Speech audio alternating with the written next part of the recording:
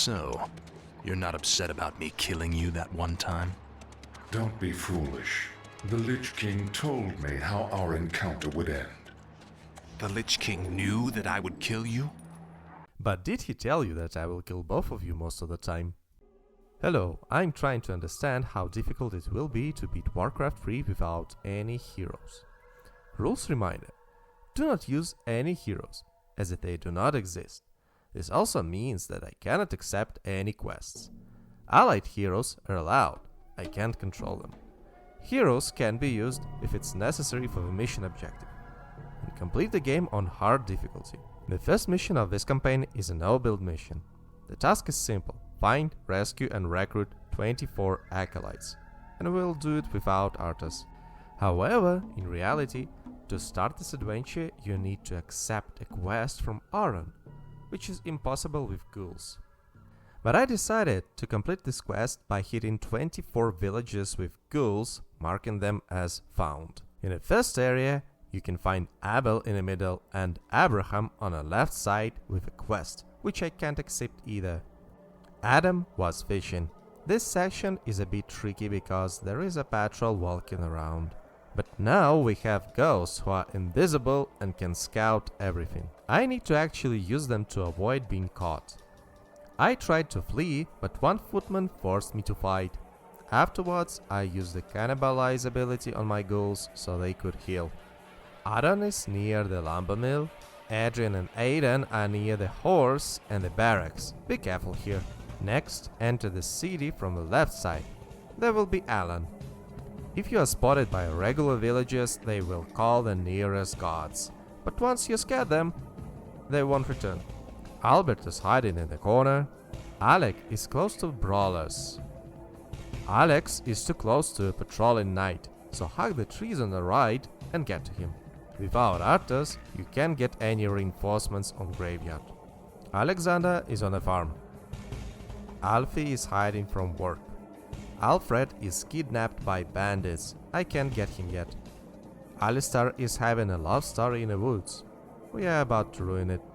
Break the gates and Alan will be here. Pull one of the guards away because we can't fight both of them at the same time. And sneak into a center. You will find Alvin. Ambrose behind the fence. Unfortunately, we can't reach him. That's unfortunate. Sneak past the patrolling guards and go even further inside. You will find Amos and Anders. Anderson, Andrew, Angus and Anthony are kidnapped by guards. Rush in and hit all of them. Only one ghoul will survive, so another can move on and attack Arthur, who is dangerously close to a knight. We will use this last ghoul to reach the bandit camp and hit Alfred. The ghoul won't survive, but all the acolytes are marked except one. Now I've done everything I could. I used Arthas to collect all of them as the quest required. Digging up the dead. In this mission we need to kill some paladins. We have some ghouls and meat wagons to work with. The first paladin is only level 2, but you still need to be a bit careful and pull other forces away from him before engaging. Don't forget to feed your ghouls with some fresh meat. Pull the paladin separately, surround him with ghouls, and hit him with splash damage from the meat wagons. Kill the rest of enemy forces, and you will find a gate that cannot be destroyed. So we have to bring Arthas here. In the next section, we can build up a base to prepare for the fight against 3 more paladins. The first paladin will use Divine Shield every time, which means he will be invincible for 15 seconds. So we need to wait. Unfortunately, I pulled too many enemies and got attacked by a random enemy wave. I had to fall back, barely holding off the attackers, and then finish the paladin. The next paladin does not have Divine Shield, but he heals his forces and damages my undead forces. Obvious. So I lost all my ghouls and had to finish him with meat wagons. The last standing paladin is Uther. He is level 10 and has all the classic paladin tools. A 45-second Divine Shield, huge healing abilities, and a defensive aura. And now he is alone. and on the last HPs, he activated Divine Shield and resurrects all his forces. But my meat wagons are better, stronger, but not very accurate, so I finished him off. And once again, I can't complete the mission without using Arthas, because the game requires him to pick up the item Uther dropped. Blizzard, we already know how the item system works from the previous campaign, really. Into the Realm Eternal. On this mission, Arthas starts too close to the enemy, so he attacks him before I get control. I gave it a few tries to stop him before he landed a hit, until I was satisfied enough that he didn't hurt anyone. And now Arthas is killing someone in a cutscene. Oh, stop. Soon, Sylvanas attacks. And once again, meat wagons are the best option against heroes. We need to destroy several elven villages on our way to the big city. We have a new tool in our arsenal, the Necromancer, who can raise skeletons from corpses. This works really well with meat wagons, which can store up to 8 corpses, so I can summon skeletons whenever I want. These skeletons do a great job of protecting the necromancers and meat wagons, so I easily destroy 2 villages in a row without any major losses. Assaulting the 3rd village is a bit tougher, but the strategy remains the same. Even Sylvanas is powerless against it. She gets killed by the necromancers. For the final base, I build a huge army backed up by an even bigger horde of skeletons. We struck the last village, leaving no one alive.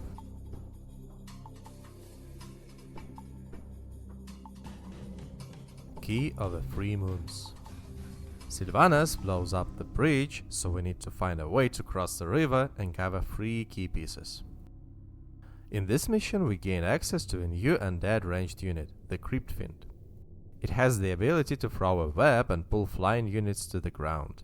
With my initial forces, I move Arthas away from the enemy and lead my army to the first base. Now we need to build up and create an army. I will add some Cryptfiends to my composition just to have an option against air units. Once I get a Zeppelin, I transport my army to the other side of a bridge and start the assault. But these bases are heavily defended and my small force gets crushed. In this level, our enemy has a lot of air units, which means that they can easily attack my base. After getting reinforcements, I move to east, where the enemy has much weaker defenses. Their base falls quickly to my army of skeletons. In the meantime, Sylvanas attacks my base, so I have to fall back. The middle island isn't really a base, so it's easy to take control of. And now, I can take my revenge and strike the western base. The northern base is well defended, but I bait the enemy out of the portal, where I can defeat them separately. The rest of the base is then easy to destroy. The last island doesn't have much, just some towers and a few defenders. The entire map is cleared, and I can proceed with Arthas alone. After collecting all the pieces, which I don't actually need anymore because I have Zeppelins and I can literally move to the next mission, but this is a required objective and the mission won't finish without it. The Fall of Silvermoon. The goal is simple: destroy Silvermoon City and take control of the Sunwall. But it's defended by Sylvanas, who is trying to stop you but seems to have forgotten how hero mechanics works. So she flees every time after taking some damage. This mission couldn't be any easier. She is also trying to send a messenger to the city. And now we have gargoyles, air units that are actually a good option against other air units. It should be defended by Sylvanas, but she is actually doing nothing to save either the village, either Silvermoon City itself.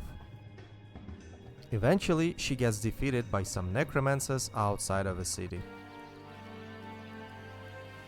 Finish it. I deserve a clean death.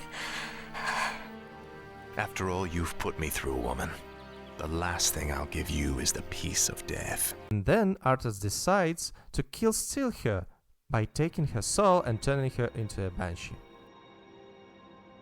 The city itself is defended by some rocks and a few mages who can easily wipe out half of your army if you are not careful. I wasn't. Also, it's protected by some crates hidden behind trees. Here is a teleport ambush with 2 heroes, but I was able to split them. At half health, one of the heroes just teleported away, making the fight even easier, and the second hero followed him. What a joke. And of course, the best moment in WarCraft 3 Reforged. Time travel in Arthas with ice power magically creates a breach. I'm sure that TARDIS is somewhere nearby. I decided to build a base here to fight the last remaining heroes, but my meat wagon had other plans and attacked early. Even with that mistake, those heroes fell one by one without any real boss fights. I'm starting to think that any mission where you can produce units is way too easy. These heroes aren't a threat at all. Blackrock Roll 2. Kel'Thuzad has returned, and now we need to put him down again. He will rest alongside Arthas. Here we need to eliminate the red orc base, but we are surrounded by 4 other orcs. In this mission we gain access to frostworms, powerful dragons of the Undead faction. I decided to complete this mission using them. The first orc attack came so fast that I almost lost my entire ground army. However, we managed to defeat the first orc enemy and I had to prepare for the next move. I set up some defenses while my dragons prepared to assault the enemy bases. But the blue orcs had trolls, capable of damaging my dragons, and I nearly lost them. Eastern orcs quickly took down my towers. Those goblin sappers deal massive damage to buildings, and I could have lost much more. Once I built a few more frostworms, I struck back and used their freezing brief ability to stop enemy buildings from functioning. This allowed me to control what my enemies could produce. Then, the orange orcs attacked me from the north. Their wolf riders proved effective against my defenses. And right after I defended my base, the brown orcs struck next. They had ogre mages who could cast bloodlust, increasing their damage and attack speed. Just as I rebuilt, another wave of goblins attacked me. I was running low on resources, making it difficult to maintain both frostworm production and base defenses. After expanding to another base, things started improving. I was able to train more frostworms and prepare for the next enemy assault. Following another goblin attack, I counterattacked and easily destroyed their production structures. In fact, the biggest threat from this orc base was the goblins only, who couldn't attack air units. But before I could finish them off, I was attacked again by the orange and brown orcs, so I had to delay my final strike. After repelling the orange orcs, I decided to attack their base, but that was a mistake. They had wolf riders, trolls, and some kind of shamans, all capable of effectively countering frostworms. At the same time, the brown orcs launched another attack. With this constant ping-pong between attacking and defending, I lost many dragons. However, in the end, I managed to disable all enemy production buildings and finished off their base. Only now did the red base start sending their own dragons to attack me. Look at how easily they tore through my towers. So I waited for the brown orcs to attack once more, countered their assault, and then moved against the last standing base, the red dragon orcs. The final fight was easy. I wiped out the remaining red dragons, destroyed all production buildings, eliminated their orc leader, and completed the mission. The Siege of Dalaran. In this mission we need to eliminate 3 archmages and Antonidas himself. With my initial forces I attempted to defeat the first archmage, but he actually defeated me. This was due to a magical field that damages all undead units inside. So I decided to build a bunch of necromancers, since they looked somewhat alive.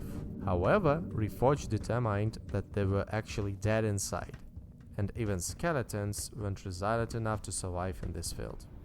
In the end, my abominations managed to take down the first archmage. This is a new unit for us, bulky and capable of healing itself using cannibalize, just like ghouls.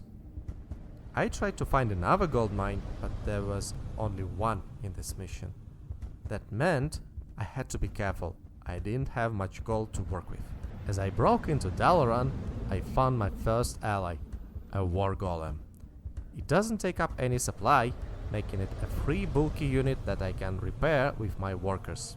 Not long after, I found another golem. I wasn't sure if I needed to destroy a specific box to get it, but I still managed to obtain it.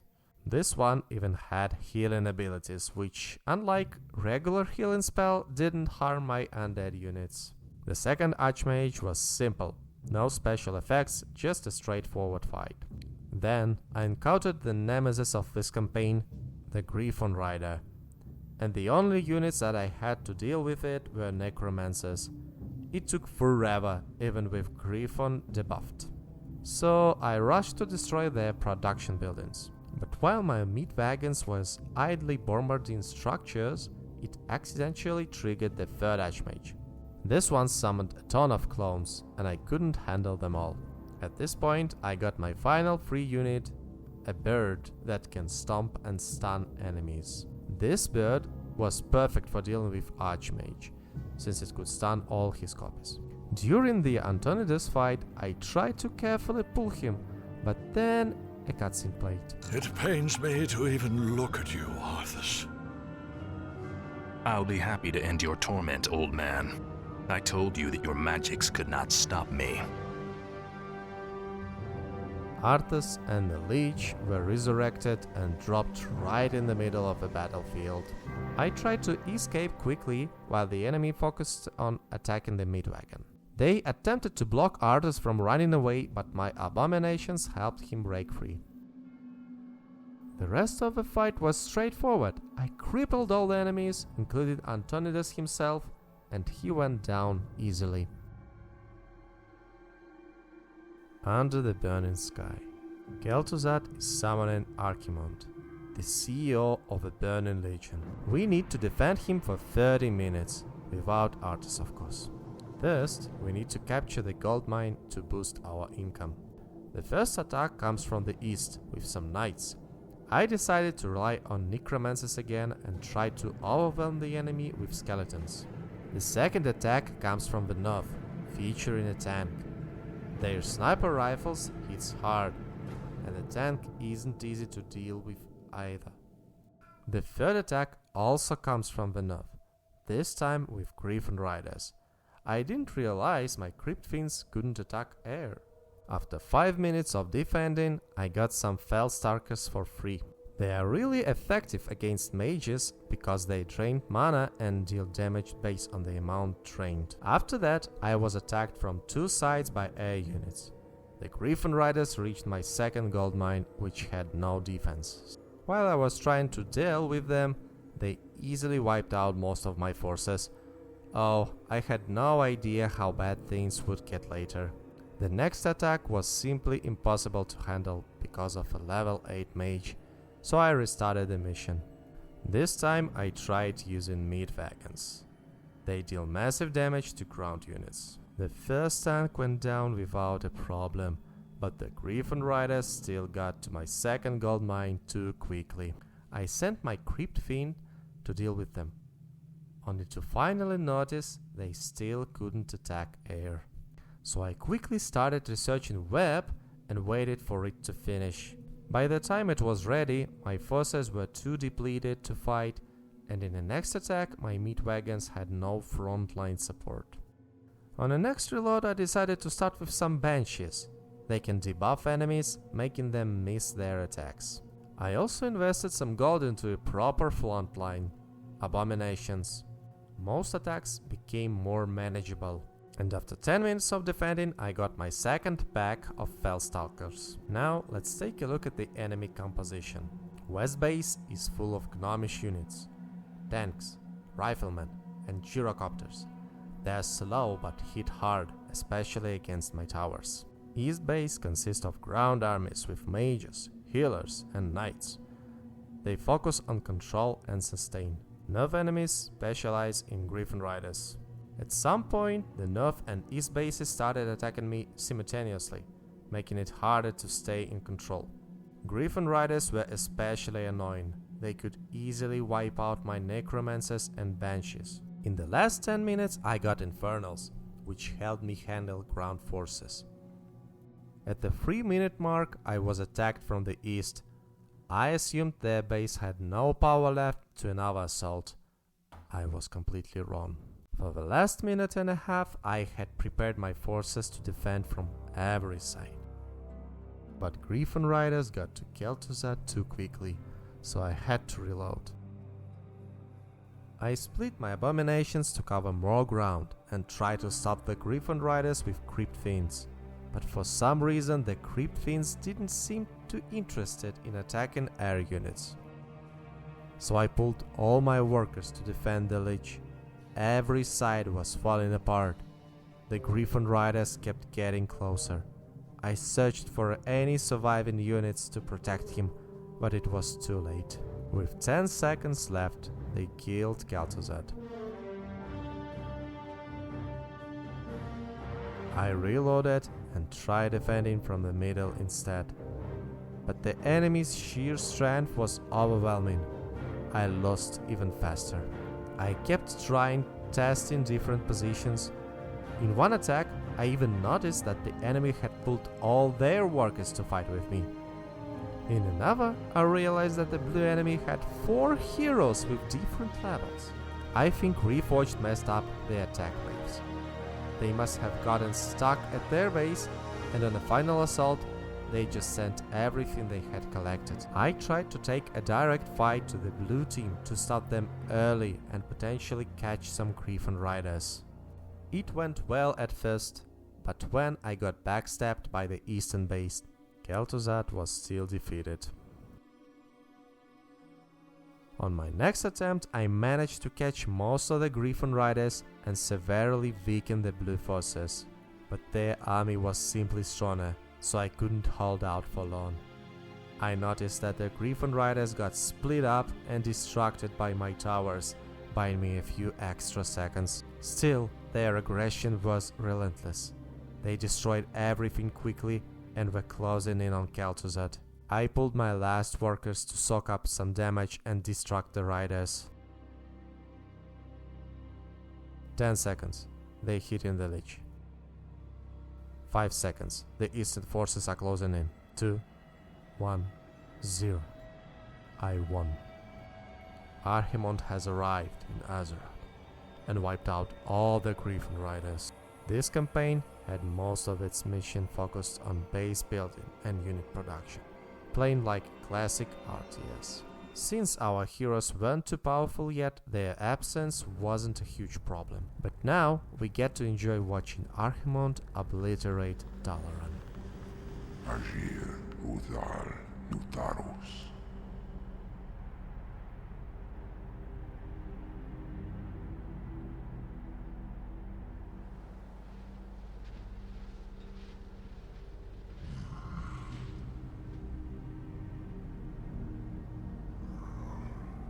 Agir Modas Vetalum Dalentaro Ildas Glaku Retul Zethara Samanar Kutamus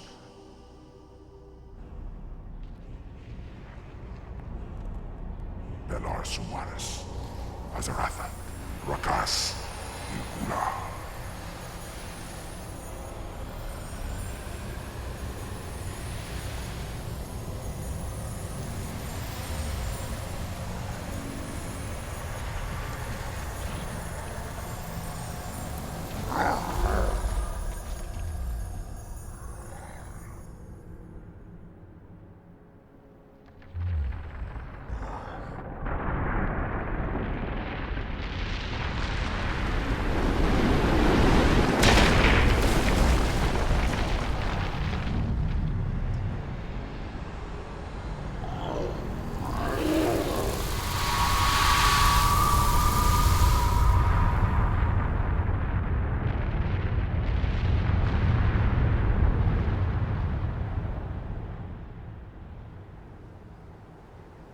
Belanora, Mordanos melar, il amor no fa los